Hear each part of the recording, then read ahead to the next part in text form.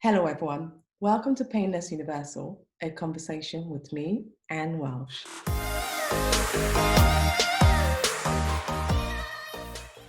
Thank you so much for joining me on this conversation. And this platform, as always, is always open for everyone. And if you feel like contacting me to have a story dialogue, feel free. My contact, you can find it at the bottom, at the end of this video. I'll be sharing my contact details where you can find me. Today's guest, she is someone who's making headway in Africa. She's changing the oil and gas world and doing what a man normally does. I've always been fascinated whenever I meet her and she tells me about her work and what she does. I've always been very surprised that she's taken on this challenge of doing a man's job in a man's world and in Africa particularly. And she's doing this bravely, courageously, and without no shadow of doubt, and getting the work done. Today I'll be talking to her about how she's overcoming these challenges, overcoming the pain of being a woman in a man's world, overcoming the challenges of living in Africa. She's always lived there. She's from Africa originally. So she lives there, she knows it. So she'll be sharing her inside secrets with us and telling us how she's overcoming her pain. Please join me in welcoming Safiya. Hi, how are you? Hi, How are you? Oh, welcome to Painless Universal, a conversation about overcoming your pain. I'm so glad from Dakar, Senegal, you are able to join us. Thank you. It's a pleasure for me. Oh, thank you, darling. I did a brief introduction about who you are, and but I wanted it to come from you because I just talked a little bit about your entrepreneurial side, but who are you and what are you doing out there in Dakar? Okay, well, my name is Sofia. I'm based in Dakar.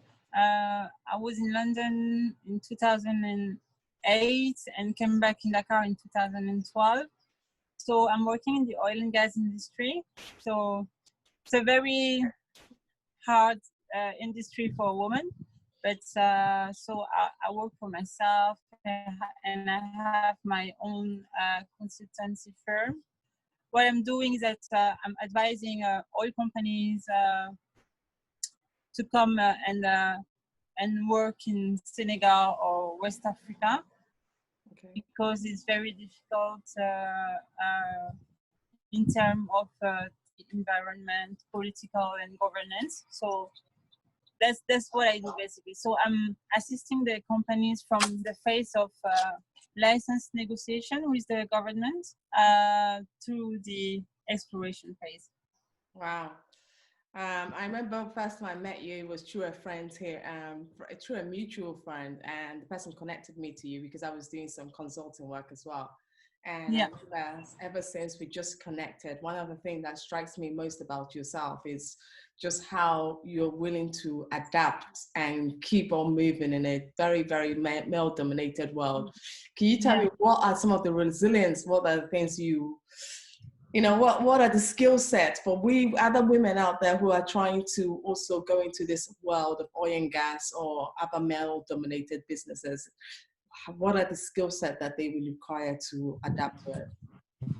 Yeah, well, I think I've got it from my mom because in the family we are all entrepreneurial. My mom, my sister, my auntie. So it's something very genetical. We are strong women, even in our lives in general. Yeah. But it's quite complicated, and in particular in Africa, for a woman to work in the oil and gas industry. But have to be strong and keep focus and be ambitious. Yeah, I agree. I agree on that note. I think it's that you have to be strong. But you can't listen to everything and get too emotional about what everyone will say on the table. You just have that stripe and keep doing what you want to do. It's now we're going through COVID-19. How is it out there in Dakar, Senegal? How are you guys coping and dealing with it right now? Well, I must say it's very, very difficult. COVID-19 in Senegal, in all industries, and in the oil and gas industry, like we had to stop everything. We had two major projects going on with BP and another Australian company, Woodside. They had to call for force majeure because they can't keep the project going as initially planned. So it's very difficult, very, very difficult. Business is very quiet, but we can use this for Africa is a great opportunity because we have the time to do some research and update our laws, and we Africans should take the opportunity to update ourselves and catch up with the international standards. That's true. And it will force it will force Africa to go for local. We have to develop our local content and see what we can do from ourselves, because we are left to ourselves now. We have to do it all from the local side, and this is the good side of the story. Oh, good. Yeah. And with isolation, how has it been? Have you been able to move out? Are you just staying at home? What's going on out there? Because in the UK, we've been at quarantined at home, and I think this would be 60 days, Thursday, June 1st, that we've actually, the rules relaxed a little bit, where at least 5 or 6 people could meet up in the garden, and you could see your loved ones again. How is it out there? Well, in Senegal, the figures are very low. We have, I think, something approx 2,000 positive cases and 29 deaf people. So the figures are very low. We have a curfew from 8 p.m. to 6 a.m. So basically, people get off from work from 5 p.m. because they have to go back at their homes. On my personal side, I don't go out at all. I'm too scared. So I'm just going for grocery shoppings and visiting my mom very quickly. And it was very difficult at the first 2 weeks, but now I'm really enjoying staying at home because I'm spending most time with my son, and I'm doing the homework with him, and I can learn him, because my son is just 5 years old, so ABC, the numbers, the colors, so it's very interesting. It's a time that you wouldn't have in a normal situation. Oh, absolutely.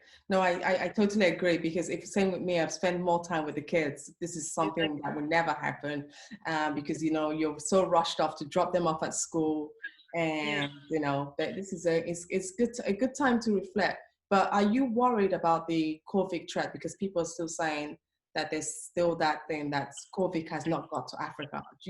Are you worried about that threat, or do you think Africa has gone? Well, in Africa, in Senegal, I'm very worried. I'm doing a lot of social because I know that maybe 80% of the population are living on a day-to-day basis. I'm just taking the example of a cab driver.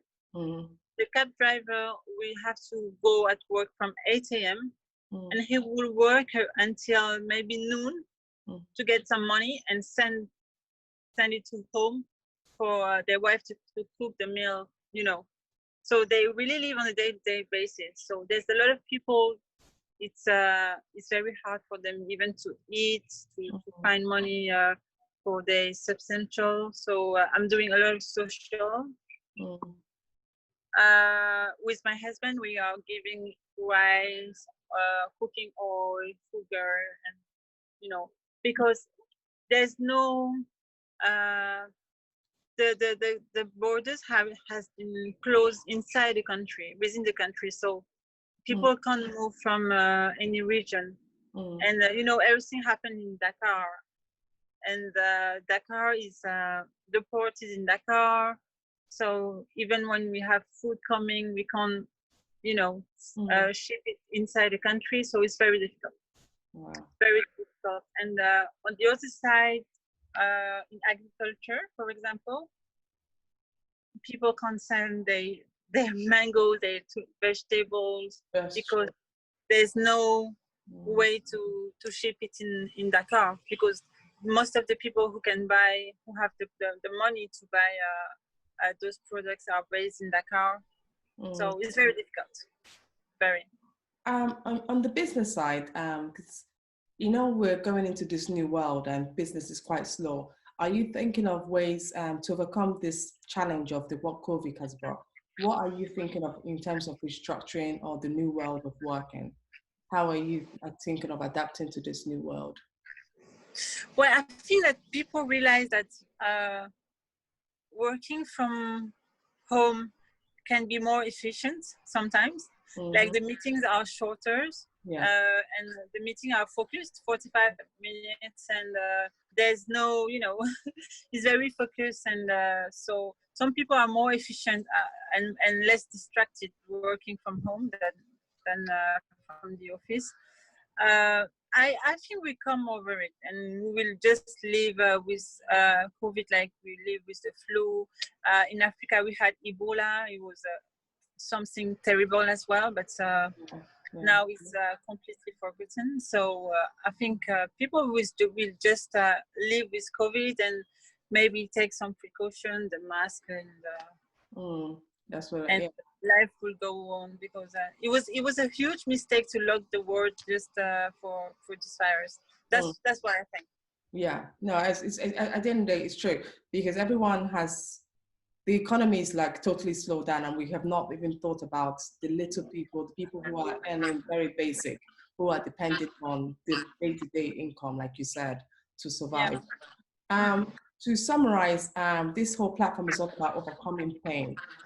People's journey around the world, we're all struggling. People are always dealing with one pain or the other: economic pain, chronic pain, relationship pain, children pain.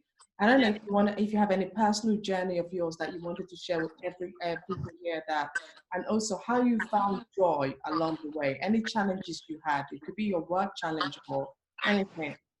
And how did you find joy? How did you say to yourself, enough, I'm going to be a better person, or I'm going to do better in my business, I'm going to keep doing what I do? I don't know. What would be your story? Well, I will say I'm a strong believer. I believe in God. I have a very good faith. And my source of joy is really my faith. It's the time I'm spending praying and communicating with God and my son. That's where I found joy. And I really believe in destiny, in karma. Our lives and our destiny is already written and decided by God. So there is no reason to fight, or, what is meant to be will happen anyway. So that's my philosophy. That's why I'm taking things very easy in my life. So I'm taking things as they are coming. And I know when things are up, I'm happy. I will enjoy it, but I will bear in mind that tomorrow it may be down.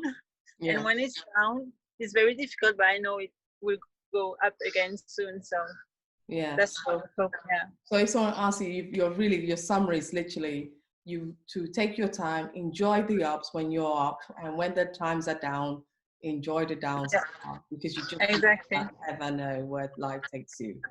Yeah. Well, my darling Sofia, I really honored for you taking out the time to talk to me. I know even though we're locked in quarantine and it's so difficult, but you still had managed to talk to me all the way from Dakar, Senegal, one of my favorite countries in the world. And I hope we'll see you sooner again. I hope so. I'm really looking forward to coming back. I really do. And thank you so much for your words of encouragement, and to everyone out there. And we'll be in touch. Thank you again. Thanks. Thank you, and you take care. Bye-bye. You too. Bye-bye. Bye.